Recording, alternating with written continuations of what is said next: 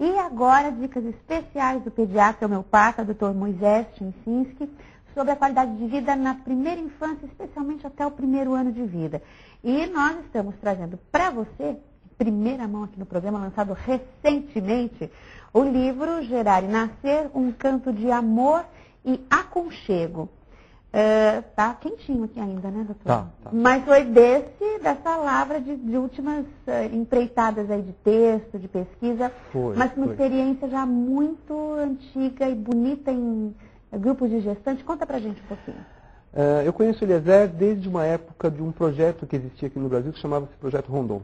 E a gente foi para o interior do Piauí fazendo esse projeto e com uma ideologia muito semelhante, imaginando a importância da gente devolver a emoção para o ser humano.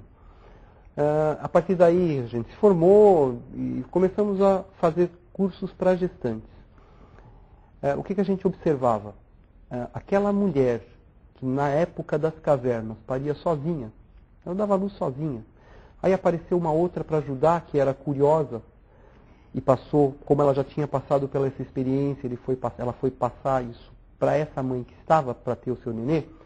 A gente passa hoje a ter, dentro de uma sala de parto, o obstetra, o auxiliar do obstetra, o instrumentador, o anestesista, o pediatra, a enfermeira, auxiliar do pediatra, auxiliar da enfermeira, auxiliar do anestesista e auxiliar da instrumentadora. O cara que filma, que é importante, esse tem que ser documentado. O pai De vez em quando, o pai que entra de vez em quando, ele é permitido hoje dentro da sala de parto. Eu acho que eu esqueci de algo. Esqueci da grávida e do bebê que estão lá, por acaso, porque se não tiver grávida e bebê, não adianta nada aquele pessoal estar lá. E o que a gente acaba vendo nessa situação? Se esqueceu que, na verdade, a gente só está ali por causa da grávida e do bebê. Senão, nós não estaríamos ali. E a gente passou a se preocupar em devolver esse momento, não só do parto, mas da gravidez, do parto e dos primeiros cuidados, de volta para o núcleo da família. E a gente passou a orientar, além de informações nesses grupos, as vivências.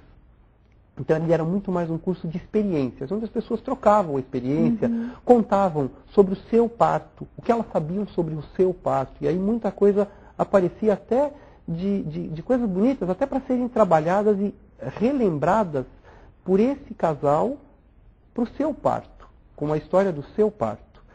E a partir daí a gente continuou fazendo os cursos e um dia a gente pensou melhor, assim, quer saber? A gente fala isso tantas vezes por dia nos cursos, tantas vezes por dia durante as nossas consultas. Por que a gente não coloca isso num livro e favorece as pessoas a conhecerem? Né? Eu tenho um site na internet. Nesse site eu tenho um monte dessas informações. Para quem quiser conhecer, www.drmoisés.com.br. Nesse site eu tenho essas informações todas a respeito, não só desse tema, mas pediatria, homeopatia, especialidades médicas, educação infantil, psicologia, enfim. E essas informações, mas a gente não consegue levar o computador para todo lado. E o livro é uma coisa muito mais agradável. E aí a gente optou por fazer o livro. Na verdade, esse livro é um exemplo muito bonito de nepotismo. Tá? O nepotismo é feio, mas esse nepotismo é bem bonito. O prefácio foi escrito pela minha esposa e pela esposa do Eliezer.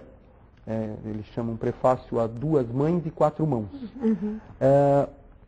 Ele tem uma parte musical, tem um CD que foi elaborado com músicas especialmente para o livro, contando com temas sobre o banho do bebê, a hora de dormir, sobre aquele contraste da mãe de quando vai nascer o seu filho e ela quer que o neném nasça logo porque ela não vê a hora de ver a carinha, essas são as ansiosas. E por outro lado, ela não vê, ela fica pensando, puxa, mas se nascer ele não vai ficar aqui na minha barriga. E essas informações a gente transmitiu para a música. Dá para imaginar como seria chato um mundo sem música? E essa música é mais um fator que a gente tem para unir a família. A direção do CD é do Eduardo Santana, que é dos Trovadores Urbanos. Outro compositor é o Juca Novaes, também dos Trovadores Urbanos. A Maída e a Valéria, que são dos Trovadores, cantam. Uma parte das músicas é cantada pela Isadora e pelo Yuri, que são filhos do Eduardo Santana, e a Beatriz, que canta uma música que é filha do Juca Novaes. Tem os trovadores mirins, que são filhos de um monte de gente, enfim, no final ficou um nepotismo, mas eu acho que é legal porque é a união da família em prol da família. E o livro trata muito dessa informação simples, para que todos da família possam conhecer e ajudar esta mãe a cuidar desse bebê. Por uma época de tantos manuais, de tanta informação, nós temos uma sociedade da informação, é um resgate de uma perspectiva mais humanizada da gravidez, que é a primeira parte do livro, no momento da gestação, e depois do primeiro ano de vida, as dúvidas, angústias, e essa naturalidade que a vida apresenta, que às vezes a gente não consegue perceber, né? Como o senhor disse, está ali na frente, é simples, é natural. É super natural, né? E é engraçado, porque se a gente for olhar, tem uma música, por exemplo, que chama O Sorriso do Bebê. E a música começa com o sorriso de um bebê. Não tem uma pessoa até hoje que ouviu essa música e não ri. Porque o sorriso do bebê traz algumas sensações na gente, mas será que a gente para o tempo suficiente para ver esse sorriso do bebê? Olha só que engraçado. Agora é o Dia das Crianças, e nesse Dia das Crianças as pessoas saem todas desesperadas para comprar brinquedo. Vá ao supermercado, uma loja de brinquedo, e você vai ver que loucura isso. Dificílimo, né? Até o acesso ao shopping, por exemplo, aos shoppings, na redondeza já é difícil colocar. Segundo estatísticas, é a segunda data, só perde para o Natal, em termos de movimento para compra de presentes. E as pessoas se esquecem, por exemplo, que podem brincar sem brinquedos. Amarelinha, pega-pega, esconde-esconde, pintar, desenhar, cantar, mímica. Isso não precisa comprar. Isso não precisa ser no Dia das Crianças. Isso é o dia a dia. Os especialistas comentam que 30 minutos diários de você brincar com o seu filho, mas brincar de verdade. Quer dizer, não tem telefone, não tem cozinha, não tem nada. Tem só vocês, a família e a criança. 30 minutos diários são suficientes para um bom começo de desenvolvimento dessa criança.